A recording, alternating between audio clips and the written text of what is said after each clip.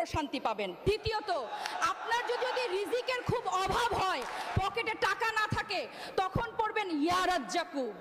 এর মানে হচ্ছে, হে অসীম রিজিক দাতা, তুমি আমার রিজিকের সব বন্ধ দরজা খুলে দাও।